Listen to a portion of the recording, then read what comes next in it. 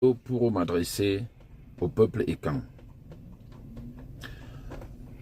La radicalisation, le suprématisme, le fascisme, le racisme, le tribalisme ne va pas résoudre le problème de terrain au Cameroun. J'ai appris une histoire hier. Un monsieur qui a vendu des terres qui n'étaient pas à lui, un écan. Deux de ses cousins ou trois sont venus poser la question. Pourquoi tu as vendu les terres? Il avait déjà limé la machette. Il a sorti la machette pour les tuer. Dès qu'il a mis le premier coup de machette sur le premier, le deuxième était armé. Il a sorti le pistolet, il lui a tiré sur les deux. Il a cassé les deux jambes. Donc, un handicapé, heureusement. Dans ma propre famille, des cousins ont vendu 3000 m² sur 11 000. Nous sommes en justice aujourd'hui. Il faut récupérer les 3000. Et des histoires comme ça au Cameroun, chaque année, il y en a des milliers. Ça remplit les tribunaux. Et les écans meurent, souvent tués par les membres de leur famille. Le problème du peuple écan, tous ceux qui sont de Yaoundé ou autour de Yaoundé et qui ont réussi chez les écans ont le même problème. Nous avons des frères, des cousins qui se sont autoproclamés vendeurs de terrain. C'est-à-dire que ces gens-là, c'est des chômeurs. Ce sont des fainéants qui passent les soirées dans les bars, dorment à 1 h du matin et se réveillent à midi. Ce sont ces gens-là qui passent le temps à aller chercher les clients pour venir acheter les terrains. Et majoritairement, comme ils ont déjà compris que chez les Bamileke, la classe travaille, même les petits Bamileke travaillent, puisqu'ils occupent même des marchés, des boutiques et tout ça. Il y a toujours 2 millions qui traînent, ou 1 million.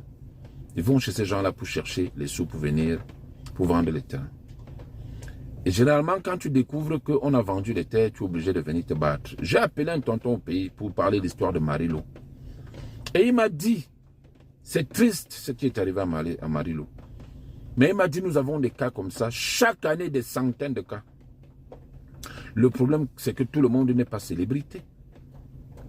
Tout le monde n'est pas star. Tout le monde n'est pas quelqu'un de la diaspora. Et il m'a dit, Madame Marilo était une grande dame, c'est pour ça son problème secoue quand même les réseaux sociaux. Mais il m'a dit ceci. Nous les bêtis, notre drame, c'est que le bêtis d'en haut, c'est-à-dire que l'élite bêtis, se bat pour travailler. Mais son drame, c'est cette minorité, c'est cette majorité de la famille où les gens sont des fainéants, où ils vont mettre les femmes enceintes. Il faut que toi, tu aides à faire le trousseau. Pour se marier, tu dois aider pour la dot. Tu dois aider pour le mariage. En fait, chez les bêtis, dès que tu lèves la tête, tu deviens la proie de ta propre famille. Or, ce qui se passe à l'ouest, c'est qu'à l'ouest, on enseigne aux petits Bamileke que s'ils ne travaillent pas, ils ne mangent pas. Voilà pourquoi un petit Bamileke peut passer toute la journée assis derrière un comptoir, parce qu'il sait qu'à la fin de la journée, il peut acheter son plat de nourriture. Et c'est de là toute la différence. Et c'est de là où part toute la différence avec nos familles. Constat que j'ai moi-même fait quand j'étais démon au pays. Le marché de Loncac était occupé par les mamans bêtis quand on grandissait. Aujourd'hui, tu vas au marché de maman, au marché de Loncac, les femmes Bami, les mamans Bami vendent le terre, vendent le pum, vendent le zom. Parce que les jeunes femmes, la nouvelle génération de chez nous dit qu'ils ne peuvent pas faire ce genre de trucs minables. Et aujourd'hui, tous nos frères et nos soeurs qui sont au chômage à Yaoundé se font passer pour des vendeurs de terrain.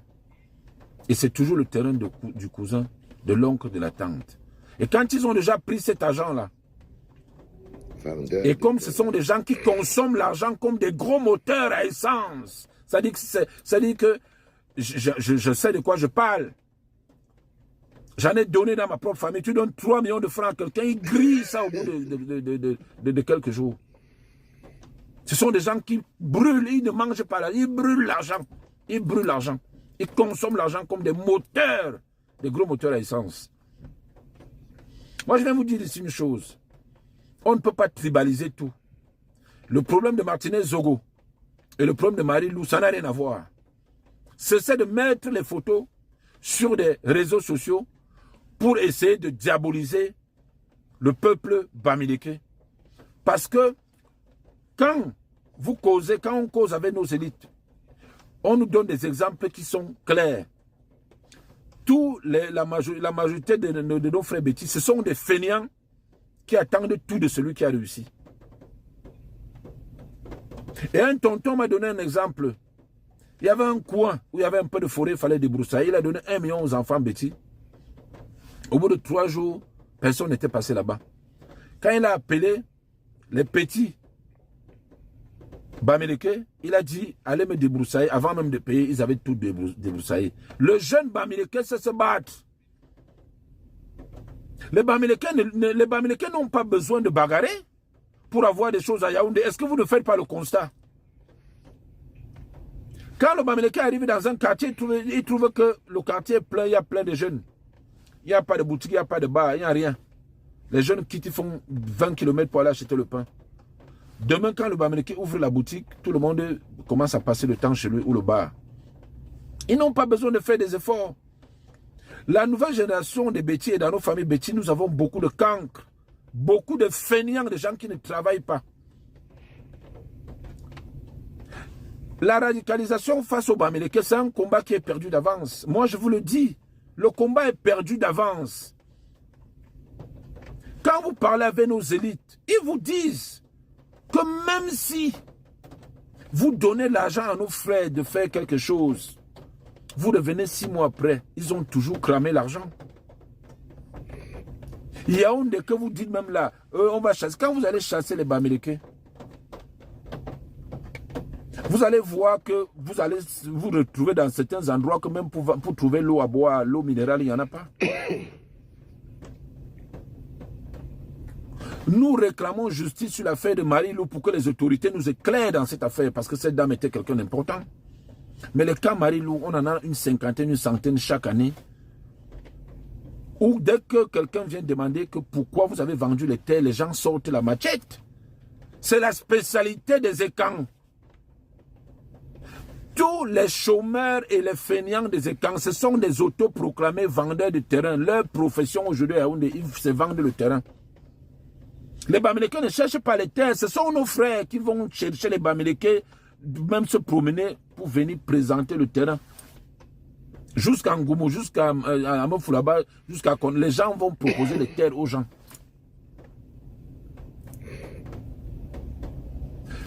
Pour soigner un malade, il faut faire le bon diagnostic. Le problème de la mort des écans aujourd'hui sur les problèmes de terrain, ça vient des familles écans, ça vient de l'intérieur de la maison.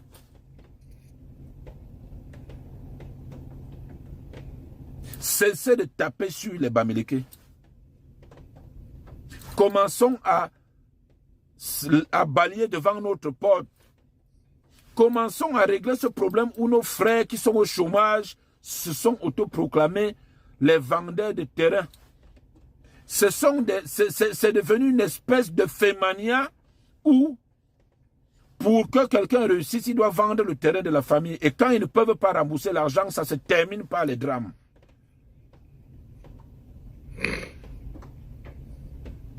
Les Bamileke n'ont pas besoin de nous pour les terrains. Ils ont nos propres frères qui démarchent pour les vendre les terrains.